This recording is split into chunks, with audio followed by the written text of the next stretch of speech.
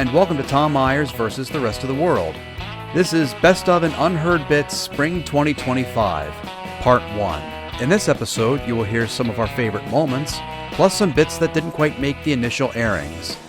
Joining me on this episode are Jeff Hyson, Polite Kitty, Jess Feeney, Valerie Pascal, Chip Jones, Allison Chadwick, Earl Skakel, Richard Ojeda, Rose Vineshank, True Nguyen, Sydney Allen, and David Kay. A lot's happened since we've been away. In case you've decided not to pay attention to the news, and who could blame you, Donald Trump is now president of the United States again. He started his term by taking an early victory lap when he boasted that he brought back TikTok. So now we can hold bringing unfunny comedians into headline clubs against him in what I hope will be his eventual war crimes tribunal. Trump signed several executive orders to kick off his second term, one of which renamed Mount Denali Mount McKinley after the former president. One of McKinley's descendants said it was a great move because William McKinley had unparalleled integrity and people respected him. McKinley was assassinated, so we know there was at least one who didn't. Trump issued pardons to all the January 6th defendants. One of them reportedly said that the pardons are part of God's revival. I think the pardoning of January 6th defendants is God's revival in the same way that the Great Flood and wiping out most of humanity is as well. Trump tried to suppress Jack Smith's January 6th report because it's likely that he'll be mentioned in it more times than on Jeffrey Epstein's flight logs. Speaker of the House Mike Johnson says everywhere he goes now, people cheer for him and his fellow Republicans. I think Mike Johnson is confused. Guttural booing and chants of "go fuck yourself" aren't cheers. A lot's been going on this week. In his effort to make the government more efficient, Donald Trump ended up firing most of the country's nuclear inspectors. He reckons this will make the country more efficient, as most of his supporters look like the after effects of a nuclear meltdown, with the third nipple and extra fingers having grown in their mouths. To be fair, Trump was probably afraid the inspectors would want to take a look at the last dump he took in the White House toilet. Trump brought back Stephen Miller into his second administration. I didn't think it was possible, but Stephen Miller looks even worse than he did during Trump's first term. He looks like he's slowly dying from the poison that Vladimir Putin used to give his opposition. A lot's been happening this week. Donald Trump is looking to take over the United States Postal Service. One thing he wants to do now is come out with stamps with his likeness on them. I find that shocking. People still buy stamps. This will inadvertently cause people to discover that Trump stamps will be the first to become adhesive once they come into contact with ejaculate. I plan to counter this by stocking up on those forever stamps, which can be used as long as I have them, no matter if the price of postage goes up. I mean, it's in the name. They can literally be used forever, which at the rate we're going will be about 6 months. A lot's been going on. We're recording this episode just before Donald Trump is scheduled to address Congress tonight in the first such speech in his second term. Of course, I'm obligated to say this episode was recorded before Trump canceled the speech and instead gave it in an underground bunker at Mar-a-Lago while wearing a Hannibal Lecter mask made of gold. That should help in the edit. Of course, as is customary, one cabinet member will be chosen not to attend the speech and will be the designated survivor in the event of a mass casualty situation, to which said cabinet member will respond by saying, "Why should I have to be the one to survive this shit?" It's fitting that Trump's first address to Congress in his second term takes place on Mardi Gras, when most Americans will be commemorating the occasion accordingly. Drinking, puking on the street, and sleeping it off in an alley. Basically, they'll be practicing for the economic impacts of Trump's second term. Donald Trump this week announced he was placing tariffs on products from Canada, Mexico, and China. Of course, by the time this episode drops, he may have pulled out of the executive order faster than he wished. He had pulled out when his daughter Tiffany was conceived. Ooh. And if you're listening to that and groaning, don't. He all but admitted that. Trump also signed an executive order designating English as the official language of the United States. This will affect a lot of people living in this country who don't have a strong grasp of the language. For example, Donald Trump himself. Yeah. We're learning more and more about Donald Trump in his second term as president of the United States. For example, we now know that Donald Trump is the answer to the age-old question, who would be a big enough asshole to piss off Canada? Speaking of Canada, they now have a new prime minister, Mark Carney.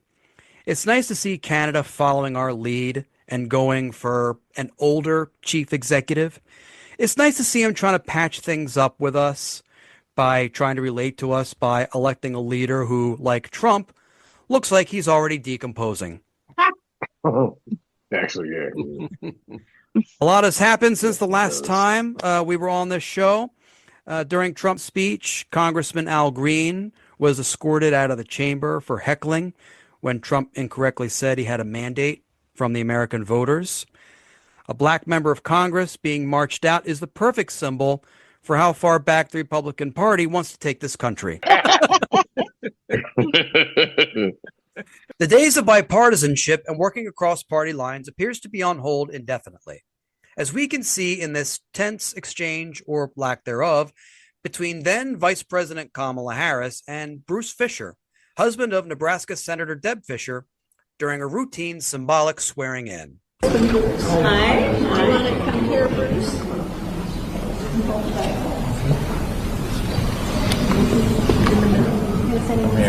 Is it taking the ground? In the middle? Scoot over a little? No. It's okay. Yeah, we're right. We're going to fight. Don't worry. Okay. Okay. Do you solemnly swear to support and defend the Constitution of the United States? Thank you. Congratulations. Thank you. Thank you for your work. Thank you. Congratulations to you. Thank you. Okay. You're welcome. Okay, sure. Okay. Oh, Wow.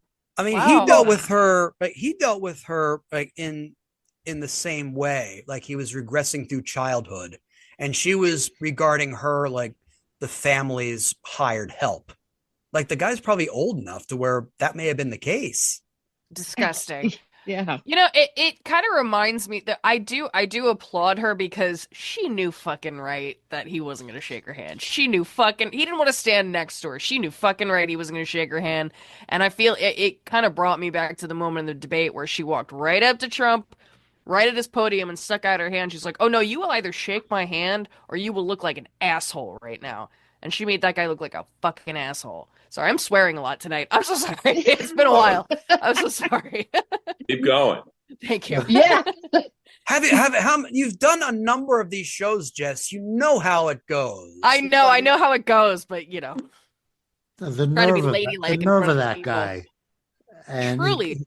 he embarrassed his wife, who's a congressperson, and at least she acknowledged she handled it gracefully. Yeah. He really did. Because I might have clotheslined him right there. Truly. But I you do could have to- tell Sorry, Tommy go ahead. got into a fight 5 minutes beforehand. He's like, okay, you want to like give me some shit? Well, I'm going to embarrass you in 2 minutes. Yeah.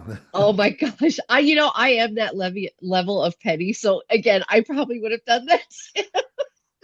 Oh, I know. I've been in that body language before where a girlfriend, like, we got into a fight and I've got to meet a friend of hers. All right, I'm going to be a dick to your friends because you were just a dick to me. It wasn't to the vice president. So, I will say I didn't pull this clip. I kind of wish I had, but it was another senator who just been elected, David McCormick out of Pennsylvania. He's a Republican, but his daughters, the mics caught them saying to Harris, hey, we voted for you. So it's like there is definitely some little kickback there. Based. That's what I love, based. Most of the members of the press corps following chief executives of other countries have come to know what to expect when dealing with Trump during his press conferences.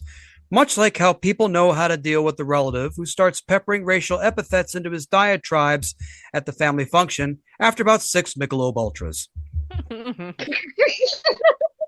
In this clip, we can see Trump's personality shine through when dealing with the foreign press. I'd like to ask you a question about, in last few years, we have seen several groups in the US raising anti-India voice, calling about separation, terrorism activities in India.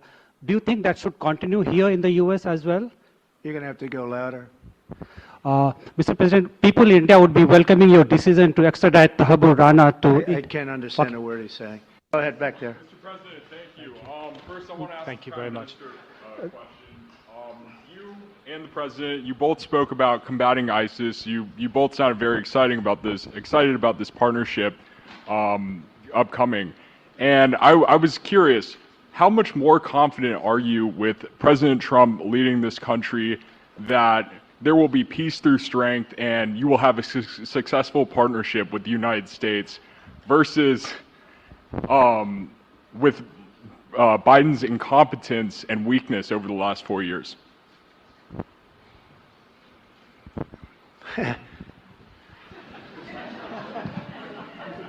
That's your question, but I'll answer it. I agree with you. Yeah, gross incompetence. Now, I think we could agree that normal people, like if we don't understand a question, we just, to say, could you repeat that? And instead of just melting down like they just watched James Austin Johnson do an over-the-top impression of them on Saturday Night Live.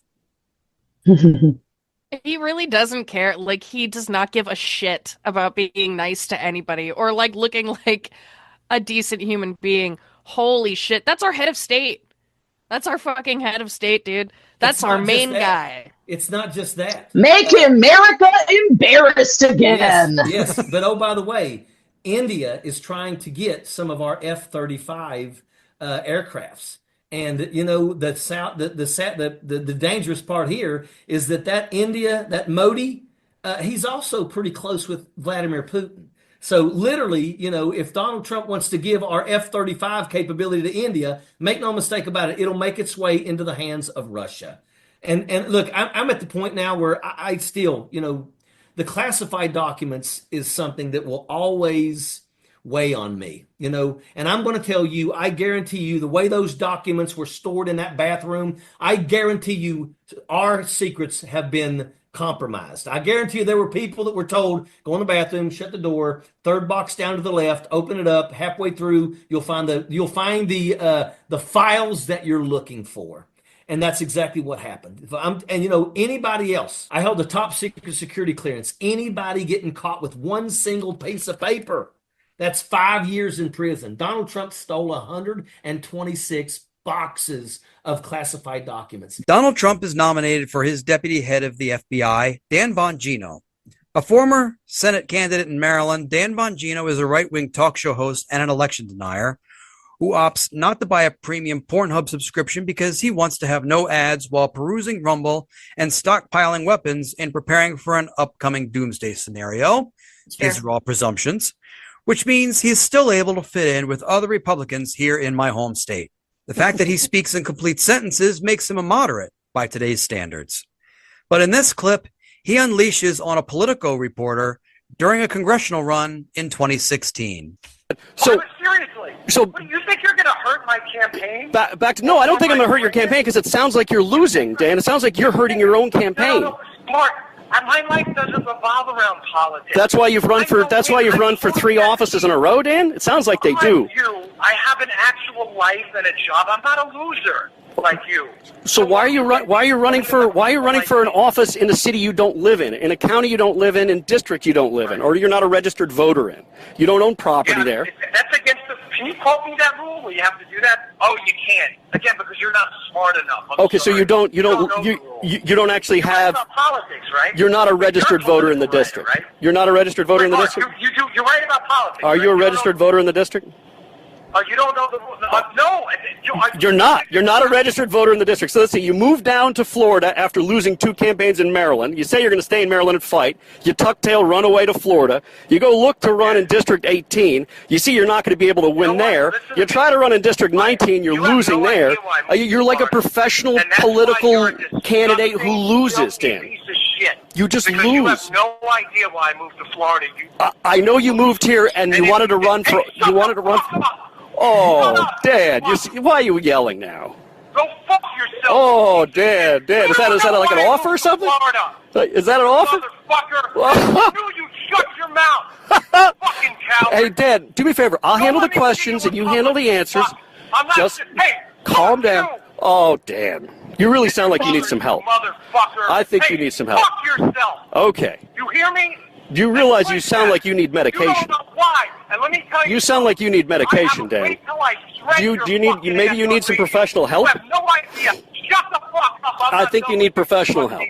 I think you need professional help. Go fuck yourself. You don't know why I'm in Florida. Because I know you're in Florida running a race and that you're losing in it by your attitude because you're swearing and acting out. Fuck you. And I also know that you looked at running in another district and you knew you couldn't win there either. Hey, listen to me. So let's see, that's 3. I'm going to expose you now. Okay. And when I tell everybody the real reason I'm down here, I'm going to expose your fucking ass even more. All right, you're free to do that, and you can continue to threaten. You can continue to threaten me if you'd like. You're a piece of shit. Because you're a lying scumbag, and it's people like you. You haven't even established where I lied. We've already established in the record where you've lied. Yeah, and now you're acting out and you're swearing. Piece of shit. You know what? Go fuck yourself. All right. Well, you hung up on me. Ooh. The real reason I moved to Florida was the bustling infrastructure and normal types of crime. That never involved shoving alligators up someone's butthole ever. Definitely not that. Nap time for Danny Boy. He did say he was going to expose his ass. Maybe he was trying to shove an alligator up there. Why? You could just also say when I reveal the reason I moved to Florida, you're gonna lose your mind. You can't the dark, twisted reality of why I moved to Florida. Just say, why did you? Was it the palm tree? I don't know. That makes me feel like something's up. You know what I mean? And when I move, it's not like a scheme. It's because nice school system, right? Or something, you know. Yeah. I mean, there are plenty of bad emo bands that are out of Florida, and from the sounds of it, think Dan. That's the reason. And Tom, I know your podcast is based in Maryland. To the credit of Marylanders, he was the Republican candidate in 2012 against Ben Cardin. I know. I voted against him. Ben Cardin, well, so did most people. Ben Cardin got 55% of the vote. Bongino got 27%. You have to try really hard to only get 27%. So, as a Republican in Florida? In Maryland. In Maryland, gotcha. In 2 races. And in the intervening time, I have a little bit of a personal history. He and I have actually gotten into a couple of spats on Twitter. Ooh, spicy. You're famous. And he ended up blocking me as a result. Nice. It's I was getting yelled at by Dan Bongino really before it was cool. Before he was actually pretty. Oh my God, we love a trendsetter, Tom. Yes. Before it was cool. In a new Quinnipiac poll, 9% of Americans say they trust Russian President Vladimir Putin. By that measure, the nearly 40% of them who don't trust Putin but trust Donald Trump also enjoy having their genitals tased by a dominatrix, only to have it filmed for one of those snuff video websites. The view of the 9% are certainly represented by the views expressed by Trump and Vice President J.D. Vance in this tense Oval Office exchange with Ukrainian President Volodymyr Zelenskyy. He broke this ceasefire. He killed our people, and he didn't exchange prisoners. We signed the exchange of prisoners, but he didn't do it. What kind of diplomacy, JD, you are speaking about? What do you mean? I'm talking about the kind of diplomacy that's going to end the destruction of your country. Yes, but if you Mr. President, with respect, I think it's disrespectful for you to come into the Oval Office and try to litigate this in front of the American media. Right now, you guys are going around and forcing conscripts to the front lines because you have manpower problems. You should be thanking the president for trying to bring an end to this conflict. Have you ever been to Ukraine that you say what problems we have? I have been to. Come once. I've actually watched and seen the stories, and I know what happens is you bring people, you bring them on a propaganda tour, Mr. President. Do you disagree that you've had problems bringing people into your military? And do you think that it's respectful to come to the Oval Office of the United States of America and attack the administration that is trying to prevent the destruction of your country? A lot of questions. Let's start from the beginning. Sure. First of all, during the war, everybody has problems. Even you, but you have nice ocean and don't feel now, but you will feel it in the future. God bless. You don't know that. God bless. God bless. You will not have a war. Don't tell us what we're going to feel. We're trying to solve a problem. Don't tell us what we're going to feel. I'm not telling you. Because you're in no position to dictate that. That's Remember exactly what this. You're in no position to dictate what we're going to feel. We're going to feel very good. You will feel influence. We're going to feel very good and very strong. You will feel influence. You're right now not in a very good position. You've allowed yourself to be in a very bad position, and he happens to be right about it. From the very beginning of the war. You're not in a good position. You don't have the cards right now. With us, you start having cards. But right now, you don't. You're playing cards. You're playing cards. You're gambling with the lives of millions of people. You're gambling with World War III. You're gambling with World War III. And what you're doing is very disrespectful to the country, this country. That's back to you. Far more than a lot of people said they should have. Have you said thank you once? This entire meeting? No, in this entire meeting, have you said thank you? You went to Pennsylvania and campaigned for the opposition in October. Offer some words of appreciation for the United States of America and the president who's trying to save your country. Please, you think that if you will speak very loudly about the war, you can... He's not speaking loudly. He's not speaking loudly. Your country's in big trouble. Can I Wait a minute. No. You've done a lot of talking. Your country is in big trouble. I know. You're not winning. You're not winning this. You have a damn good chance of coming out okay because of us. Mr. President, we are staying in our country, staying strong from the very beginning of the war. We've been alone, and we are thankful. I said thanks you haven't in been this alone. cabinet. You haven't been alone. In this cabinet. We gave you, through this stupid president, $350 billion. We gave you military equipment, and your men are brave, but they had to use our military. What about if you didn't have our military equipment, if you didn't have our military equipment, this war would have been over in 2 weeks. In 3 days. I heard it from Putin. In 3 days. This is something maybe new. Less. In 2 weeks. Of course he has. I wonder if Zelenskyy, if he practiced for his meeting with Trump by reading the comment section of a Facebook post, and then there's all these family members arguing with one another. To me, that's what that sounded like. To me, it sounded like cats being run over by lawnmowers. It was that painful to me. This, you know what drives me crazy about this is these guys are so ignorant of history. You know, when Trump starts saying you put yourself in a bad position, Ukraine is in this position because of the United States. Yeah. In 1993, Ukraine was the third largest nuclear power. They were only behind the U.S. and Russia, and the U.S. convinced them to join the Non-Proliferation Treaty, and they gave up all of their nuclear weapons. So over 17,000 intercontinental ballistic missiles, even more in tactical nukes. And we promised them, along with some economic compensation, we promised them independence and sovereignty, that we would assure them of independence and sovereignty. And Trump acts like, oh, we are such the benefactors, out of the goodness of our heart. We promised them that. That was the deal. So this is not charity. This is living up to our commitment. I don't know. It's like battle of a different type of Hollywood. You know what I mean? Like they're both from entertainment backgrounds. Yeah. Like Zelensky. Yeah, but Zelensky also has a law degree. He's not exactly.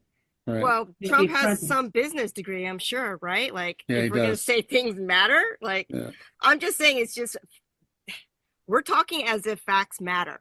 Like, do I need to remind people? It's like, I don't know. Like, we're assuming that we all live in the same reality here, you know? And I don't even know if all of us are in the same reality.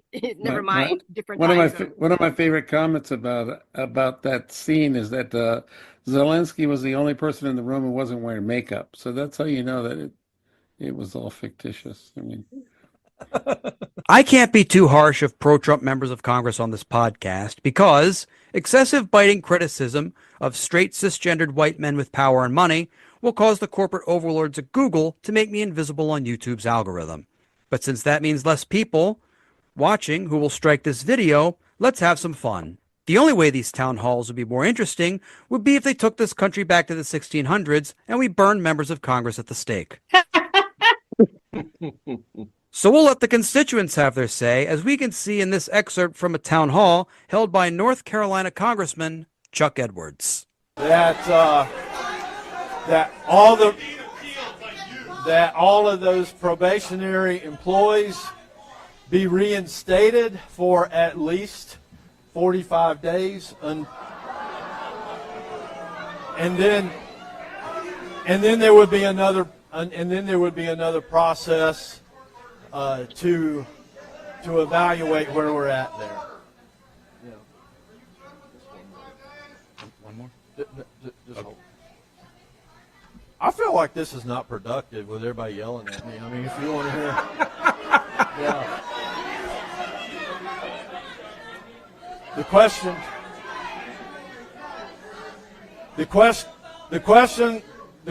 are coming out of the box one at a time. I'm answering those for you. You're not going to like a lot of them. You're not going to like my answers. And you certainly will have the right in the next election to cast your vote based off of what you hear. What an idiot. I dare you to fire me. Wow. Can I point out that a member of Congress is complaining that some other process is not productive? Like, has Congress been productive at all in the last 5 years? Well, I mean, these members of Congress have had so much stuff shouted at them over the years that they probably think a heckle is similar to, how's the weather? Like it's just part of their ordinary conversation. The only thing productive about that guy is his comb over. Wow. Yeah. Just take that off. That was way over. That was taking it from ear hair up. I ain't gonna lie, I couldn't stop looking at it. I didn't even hear what he was saying. I couldn't stop looking at it. Just saying. He looked like that shady ass president from The Boys. That's what he looked like at first. I don't know if you watched that. Yeah. That's what I thought he was at first. But before we go, I like to conclude with this brief final thought. My prediction for the next few years is that it will blow by and will be over before we know it, owing to the fact that people will take so many drugs that it will block out this entire period for many of them. People ask if I'm worried about harassing direct messages or even death threats because of some of the things I say on this show. My thought is this: if it gets to the point where at the moment my life is being drained from me, if I have an orgasm when it happens, then at least I will have led a charmed life. Yes. Peace out, lots of love, and good day, everybody. This episode was written and hosted by Tom Myers with panelists Jeff Hyson, Polite Kitty, Jess Feeney, Valerie Pascal, Chip Jones, Allison Chadwick, Earl Skakel, Richard Ojeda, Rose Vineshank, True Nguyen, Sydney Allen, and David Kay. Theme music composed and arranged by Jeroen van den Hurck. Executive producers Tom Myers, Aaron Duspiva for Oddly Funny Productions, Matt Connarton for ipmNation, and Eddie Carson for Odyssey Radio. Please leave a 5-star rating and a positive review on Apple Podcasts, and don't forget to subscribe to the Patreon, patreon.com/Tom Myers, for access to ad-free episodes, extended episodes, and bonus clips. And if you're listening to this on YouTube, hit the like button and subscribe to this channel. Thank you for listening, and please visit tommyers.us.